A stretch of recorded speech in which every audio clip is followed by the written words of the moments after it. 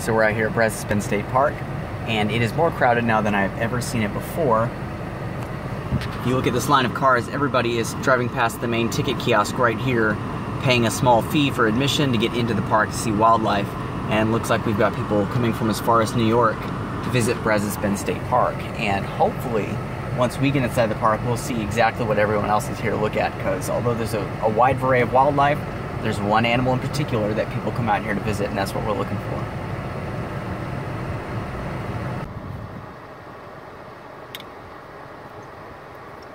Even waiting here in line, just some really remarkable things all around us are these trees. If you look at some of these trees that we've got out here, most of them are oak trees, but just the amount of Spanish moss and these vines that are just draped down over it, they signify not only what a healthy ecosystem this is, but how long these trees have been here. If you just look at that right there, that's absolutely incredible.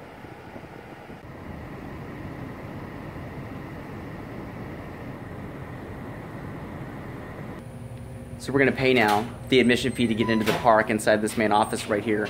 The admission fee goes straight back into the park, and it helps them maintain and upkeep the park so people can come and appreciate wildlife. What we want to find here more than anything are alligators, and that's what most people come here to see. Interestingly, most of the alligators here are between 6 and 8 feet long. There is one alligator, however, that's been rumored to be here, and I believe I've seen it once before, that is about as big as this cutout right behind me. They say it's about 13 feet long. So let's get paid up and see if we can find him.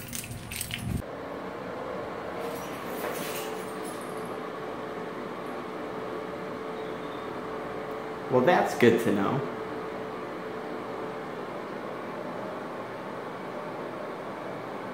So we got paid up, we got our permit.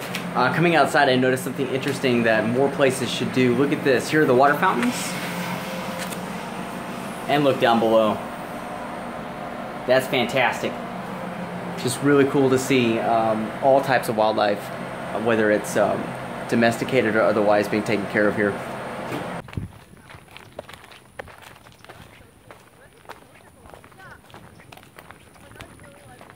So we're walking down the trail here at Brazos Bend State Park, trying to see what wildlife we can find on the edges here. We've got a big expansive pond here, and then kind of a denser swamp area here. We'll just have to keep our wits about us, be kind of quiet, and see what we can find. So we were walking down the trail here, and we almost walked right up on them. Two alligators right behind me that we didn't even see until we were just a few feet away. Look at this. Right there. Let me zoom in on them so you can see them better.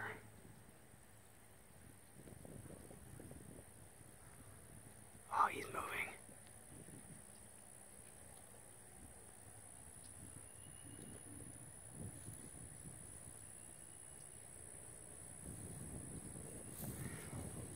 He doesn't like the sight of us at all. He was sunning himself up on the bank, saw us, and instantly repositioned himself to go back into the water if he wanted to. I would imagine the closer we get, you'll start to see him slide off. We're going to slowly walk up. We are not getting off of this path.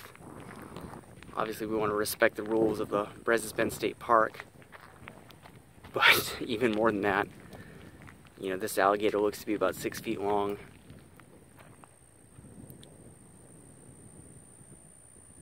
Which is more than large enough to do serious, serious damage. And look, there's a third one right there where my finger's pointing. Right up there by those weeds. So we've got 3 alligators all in the same exact spot. Absolutely breathtaking. Amazing animals. The apex predator of this state, without question. Look at that.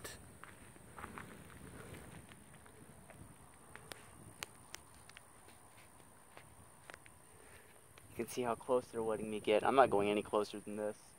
I'm still on the pathway. This is their area. And the reason he's so close is because they see people all the time. And they're not accustomed to being hunted or persecuted or abused by people like a lot of wild alligators are. Now, the danger here in this type of scenario is you've got people coming that might think it's a good idea to feed these animals. Feeding an alligator is the most dangerous thing you can do, not because it's likely to bite you in the process of feeding it, although that is a possibility. The reason it's so dangerous is because they begin to associate people with food, and that's how you end up with children and dogs and things like that being attacked by these animals. But just look at this. Brazos Bend State Park is really good about enforcing the rules as far as not feeding or approaching or endangering yourself by trying to get too close to these animals. And actually, within the last calendar year, they made it a Class C Misdemeanor in the state of Texas to feed an alligator, which means that if you give this guy something to eat, you're looking at up to a $500 fine. And to be honest, if you try to feed an alligator this big or larger, a $500 fine is getting off light. There's this buddy.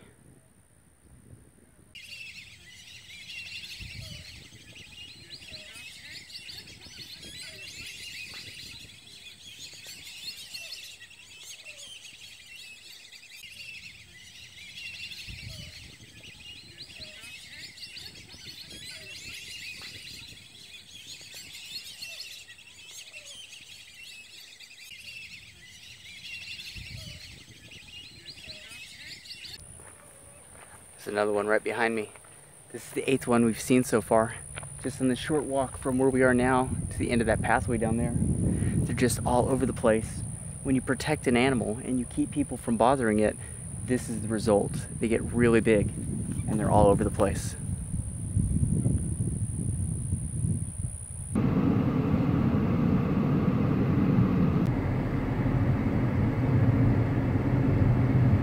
Deer crossing the road up ahead.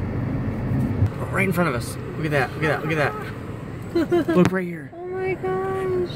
It's a whole herd of deer. Hi babies. Hi mamas. Aww. Fantastic.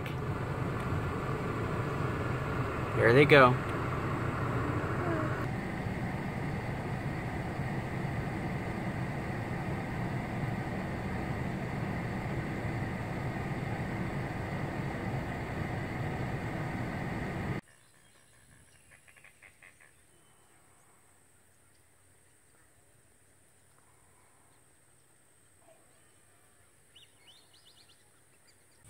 Well, this is it.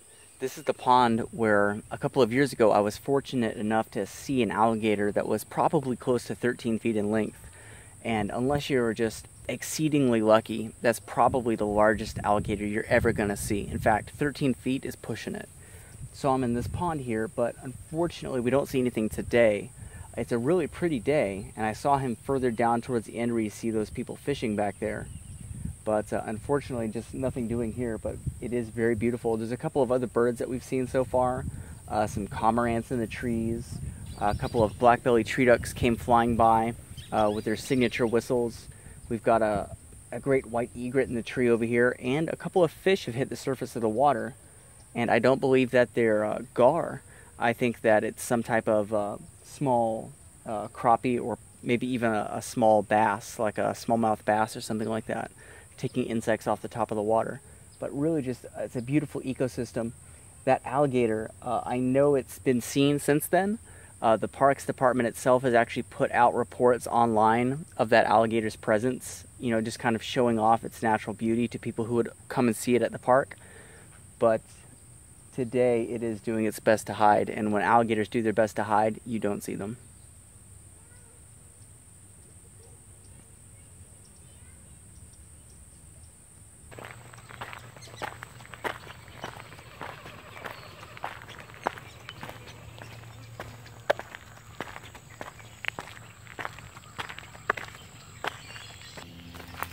I noticed a fish broke the surface of the water, and that's what caught my eye at first.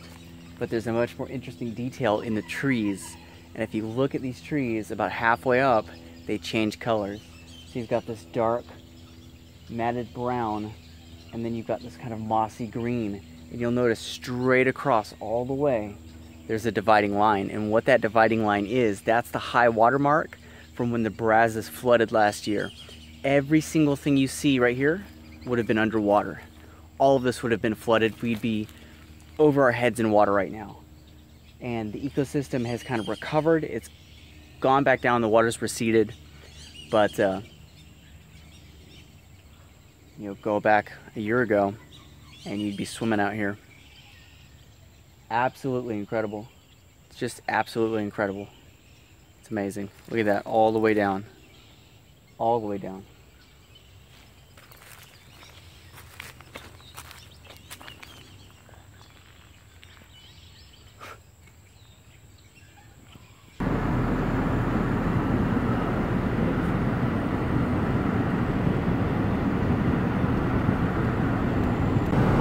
Well, the sun is setting and we're headed out of the park now.